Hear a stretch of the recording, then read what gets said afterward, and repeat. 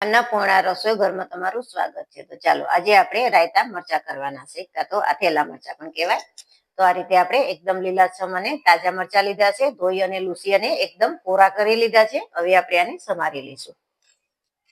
આપણે આ ઘરની વાડીના જ મરચા આવેલા છે, એટલે કઈ માર્કેટમાંથી નથી લીધેલા, એટલે મને મન થયું કે હાલો આ રીતે આપણે રાયતા મરચા પણ બનાવી દઈએ. બહુ સરસ બને છે આ મરચા, અને એકદમ તાજા અને લીલાછમ મરચા સરસ છે. તો આ રીતે આપણે પેલા ડીટીયાનો અને પાછળનો ભાગ બંને ભાગ કાઢી લઈશું. જો આ રીતે આપણે આગળ પાછળના બંને પાર્ટ કાઢી લીધા છે. હવે આપણે આને સમારી લઈશું. તો આ રીતે આપણે આખો ઉભો ચીરો કરી લેવાનો છે, અને જે રીતે મીડિયમ સાઈઝના તમારે કટકા રાખવા હોય એ રીતે રાખવાના. અને જો આખા રાખવા હોય તો આખા પણ રખાય, પણ આખું મરચું કોઈ લે તો અડધું ખાય ને અડધું વેસ્ટ જાય, એટલે આપણે આ રીતે કટિંગ કરીને કરીશું તો આપણું મરચું પણ વેસ્ટ નહીં જાય અને બધું મરચું કામ આવશે. અને આ રીતે થોડા કડક હોય એ રીતના લેવાના, કોરા મરચા નહીં લેવાના આપણે. તો આ રીતે આપણે બધા મરચા કટિંગ કરી લઈશું.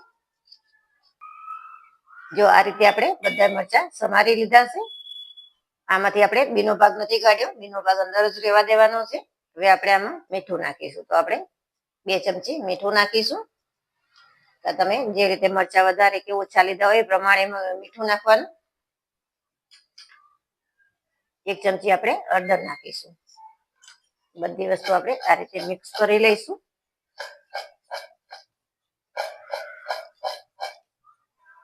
જો સરસ એવું મિક્સ થઈ ગયું છે. હવે આપણે ઢાંકી અને 1 કલાક જેવું આને રહેવા દઈશું.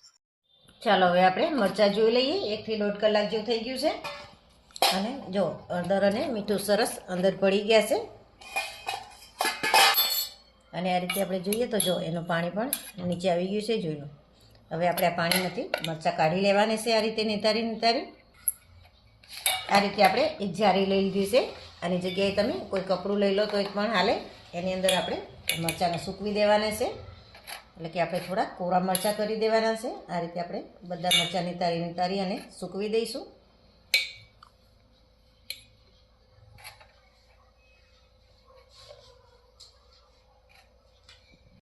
જો આ રીતે આપણે બધા મરચાં સૂકવી દીધા છે. આને આપણે થોડીક વાર પંખા નીચે સુકાવા દઈશું, પછી આપણે આને આઠીશું.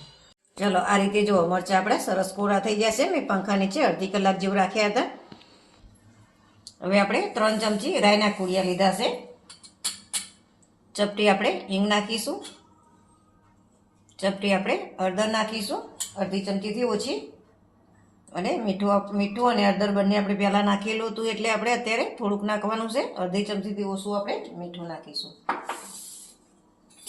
બધી વસ્તુ સરસ એવી મિક્સ કરી લઈએ આપણે. હવે આપણે આ 2 મોટી ચમચી તેલ ગરમ કરી અને થોડુંક ઠંડુ કરી દીધું છે, એટલે એકદમ ઠંડુ નહીં પણ હતપ જેવું આપણે ઠંડુ કરી લીધું છે. હવે બધી વસ્તુ આપણે મિક્સ કરી લઈશું. આપણે આને ઢાંકી અને રાખવાની કોઈ જરૂર નથી. આ રીતે મિક્સ કરી લઈશું.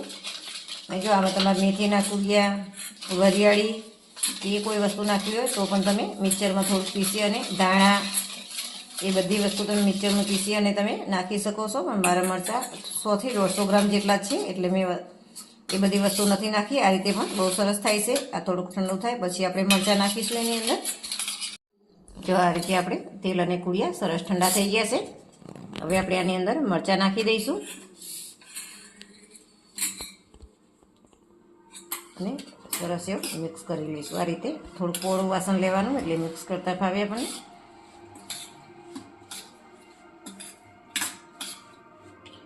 આ બધી વસ્તુ ઠંડી થાય પછી જ આપણે મરચાં નાખવાના છે. જ્યાં સુધી ગરમ હોય ત્યાં સુધી નાખવાના નહીં.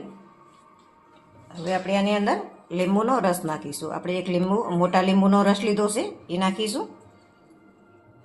આ રીતે લીંબુનો રસ નાખવાથી મરચાં લાંબા સમય સુધી બગડતા નથી અને એવા સરસ રહેશે.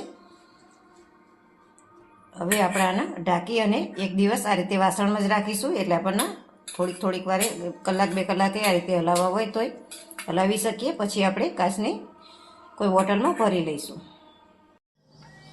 ચલો હવે આપણે મરચાં જોઈ લઈએ. 24 કલાક થઈ ગયા છે. જો ખાવા માટે એકદમ તૈયાર થઈ ગયા છે આપણા મરચાં, અને મરચાં બહુ સરસ બને છે. હવે આપણે આ રીતે કોઈ કાચની બરણીમાં ભરી લઈશું. તો તમને આ વિડીયો ગમ્યો હોય તો લાઈક કરો, શેર કરો અને સબસ્ક્રાઈબ કરવાનું ભૂલતા નહીં.